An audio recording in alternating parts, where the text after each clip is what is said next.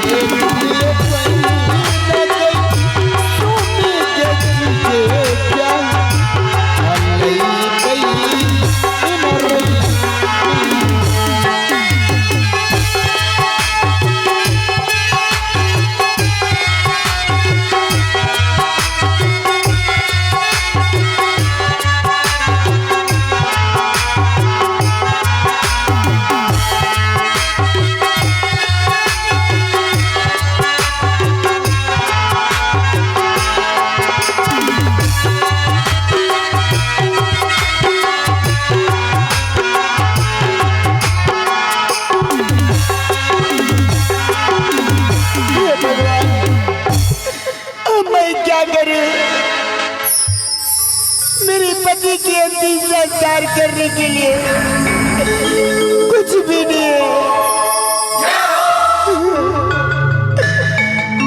पर मैं कैसे करूं अंतिम संस्कार?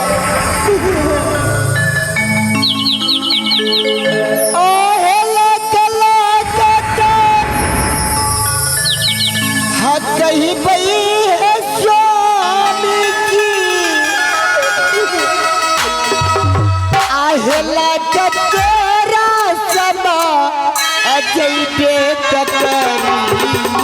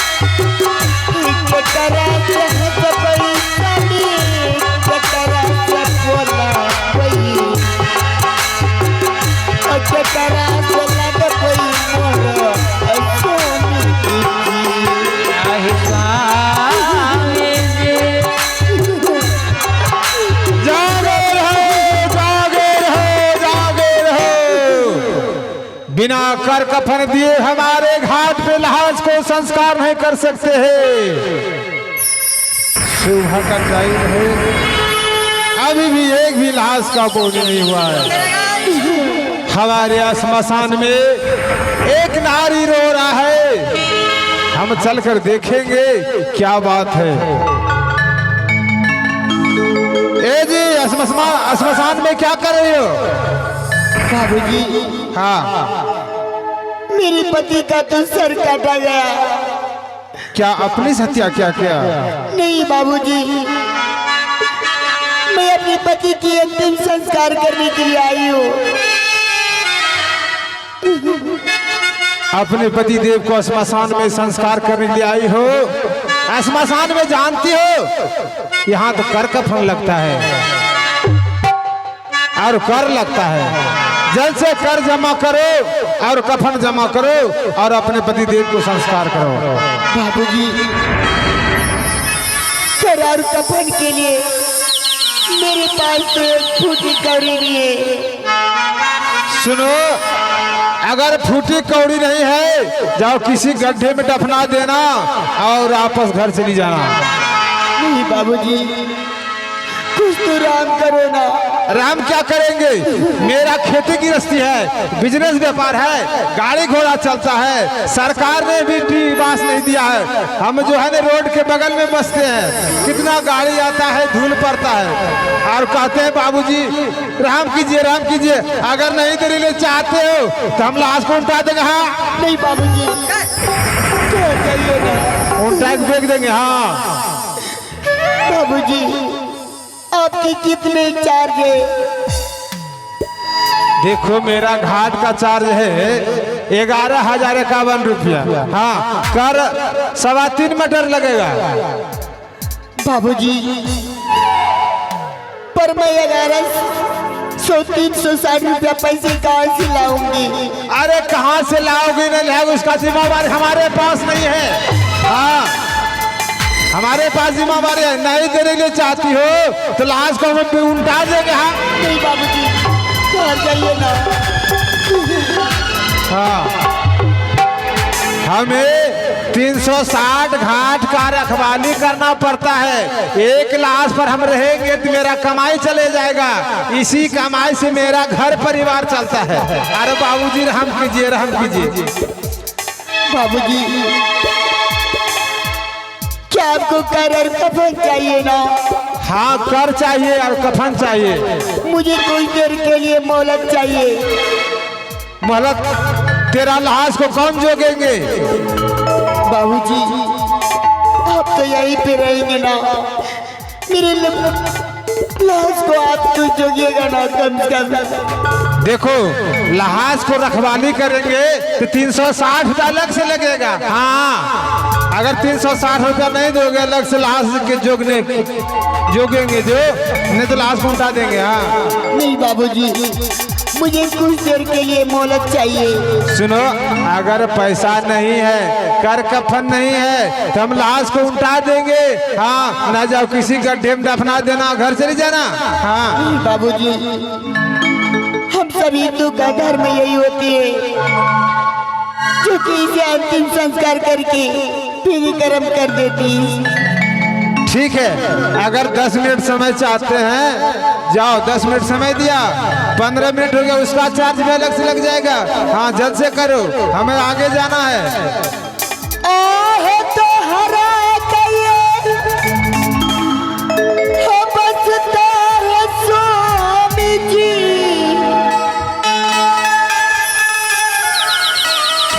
आहो या चला हो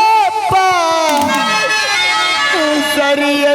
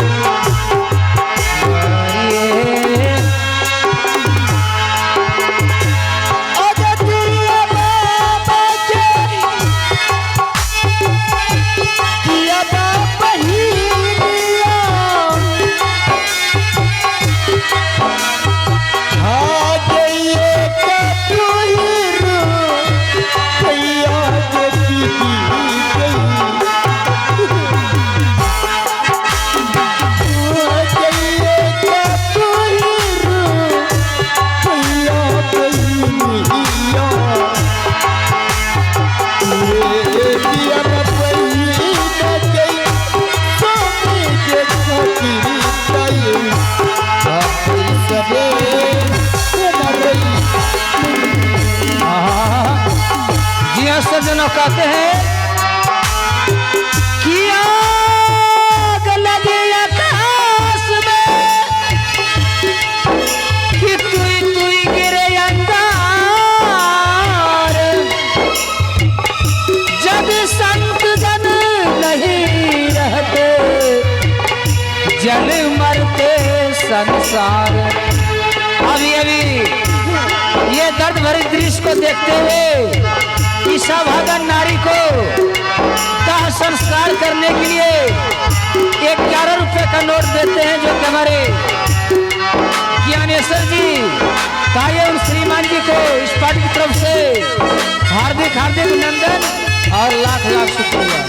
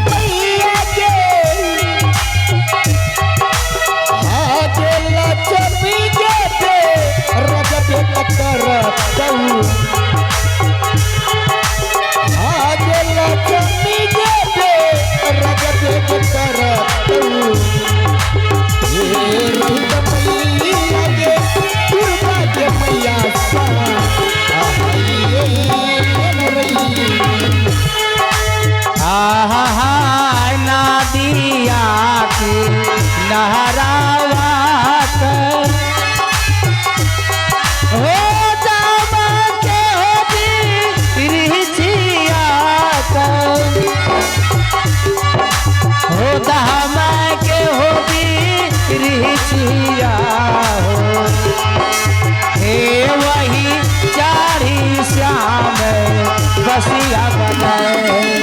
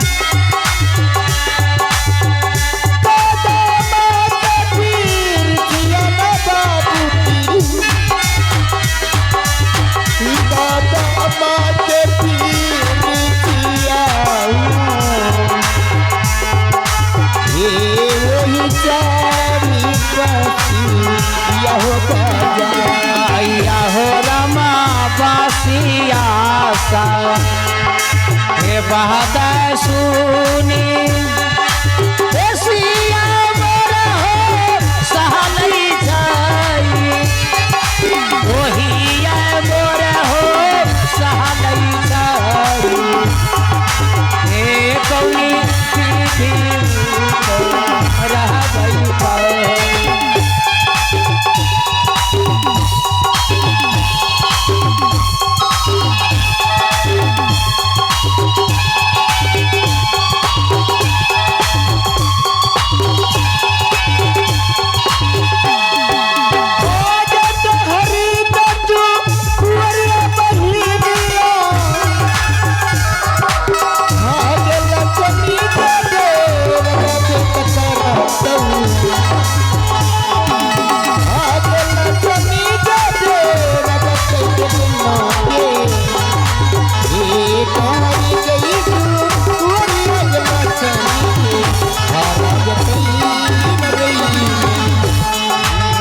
हो रमासी की आसी हरी ये थी